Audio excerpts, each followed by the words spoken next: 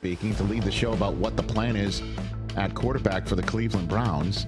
And this was him when asked about Shedeur Sanders being this. Could you imagine? They trade Flacco, and part of this thing is because everyone is focused on Shedeur. And asked him if he's going to be the second stringer at the end of the day. Excited if Shedeur is going to be your number 2 active quarterback for this weekend yet? Well, first I'd tell you is the Joe trade took us by surprise. That was not something that we saw coming. They called us, and it happened very fast and happened not too long ago. So still working through all roster type of things. I always have to be mindful of our players and our players' development, and I want to make sure that I'm always doing what's best for our players and of course our team. But with young players, I'm always thinking about last week making the change to Dylan. You have to think long and hard about that, because these are young players that you're so invested in their development. So I'll let the week play out and make a decision later on that. Good answer. It's a reasonable, nuanced answer, well thought out. But the answer wasn't to snap yes. It wasn't like, we've seen enough from him over the last month. And it's always a conversation. Let's bring in Kurt Warner here, because Kurt, you and I talk all the time about this, about when do you get guys who are not, first or second string reps, right? I mean, again, we're going off to London. This is something I bring up all the time around here. It was a couple years ago when we had a Titans game in London, and we asked Vrabel in the production meeting, hey, how's Will Levis doing? He goes, I don't know. Like, you tell me when I can get him out there, essentially. You tell me when I'm going to get him any snaps during the season. So when you hear that answer from Kevin Stefanski, do you think what, Kurt? I think there's a lot of nuance to all of it. And, just like he said, making the decision to go with Dylan takes a lot of thought. Like, is he ready? What if it doesn't have a lot of success early? Is that going to stunt his development? And then you start thinking, okay, if we go into a game and we've got 2 rookies, guys that have never played at the NFL level, and there are 1 and 2 guys, okay, if we need to go to somebody that's been there before to kind of settle things down when a young quarterback doesn't have his best stuff, which we've all had those moments where we just haven't had our best stuff, and sometimes you just need to make a change and get somebody else in there. Do we want to go to another rookie quarterback in that situation, and a guy that's never played in this league? And so I just think there's a lot that goes into it, and it's not always just him not coming out and saying, well, Shedeur is going to be our backup.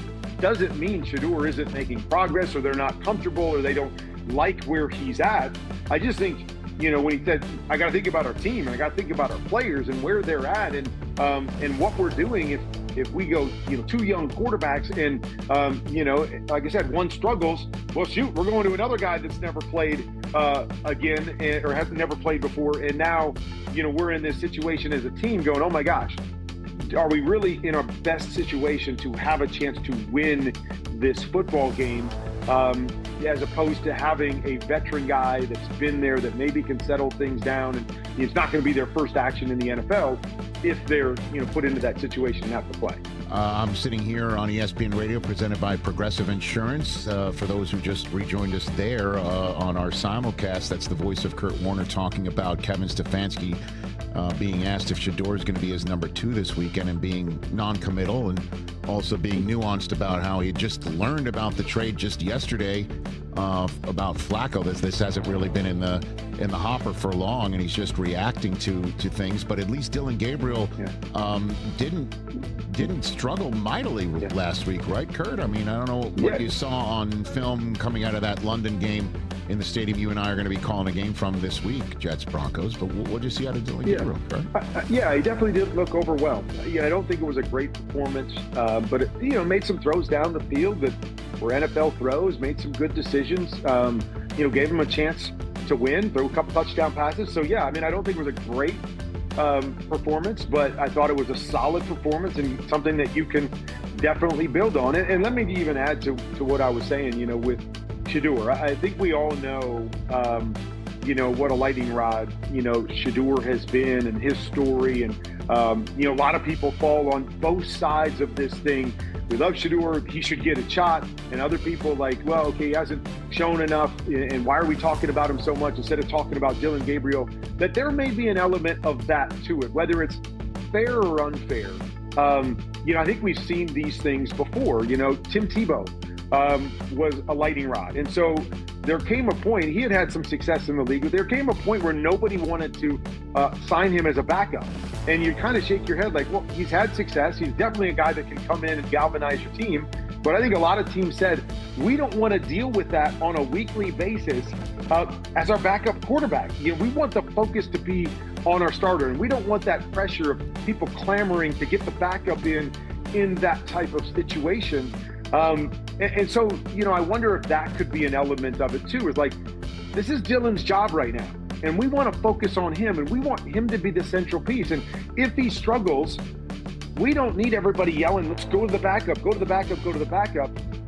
And so there could be an element of that plays into this as well, where it's like, let Dillon have the best opportunity to just have his chance to show us what he's capable of, to go through some struggles, and us not have to worry about that next piece and that pressure, from that side of it. So, maybe just another element that has to go through Kevin Stefanski's, mind when making these decisions.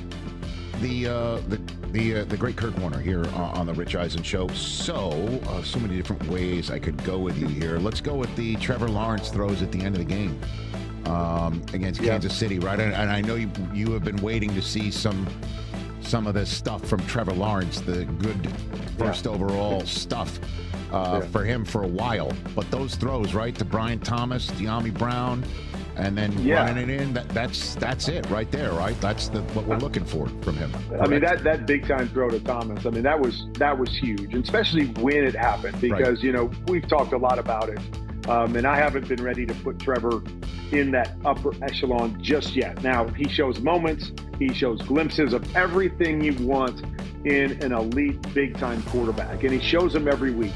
But there's also 8 to 10 plays every week where I'm left shaking my head like, why did he make that decision?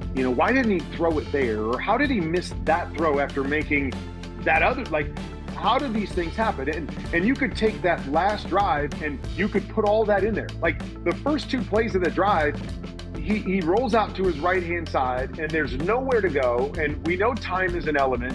And instead of just running out of bounds, he turns up the field and gets tackled, right where he's at. Okay, so now the clock's going. So then the next play, he rolls to his left-hand side. There's nothing there. Just throw the ball away and stop the clock. And he tries to run again, and he loses 3 yards on the play.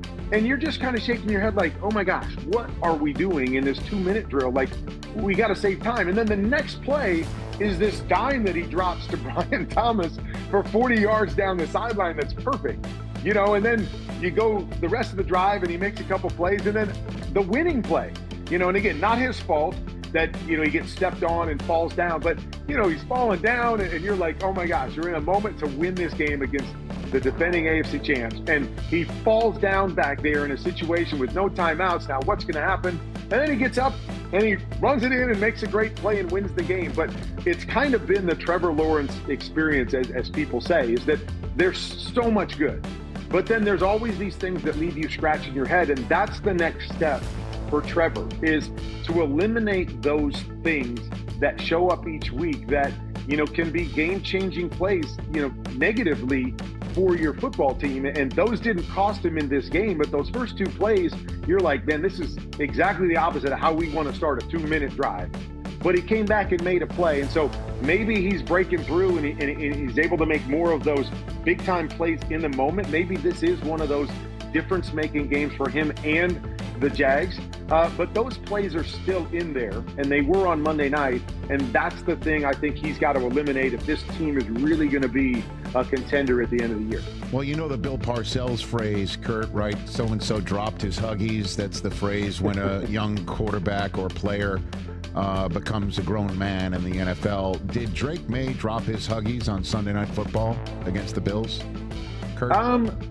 Yeah, I still want to see more. I think Drake's playing some good football, and but right now,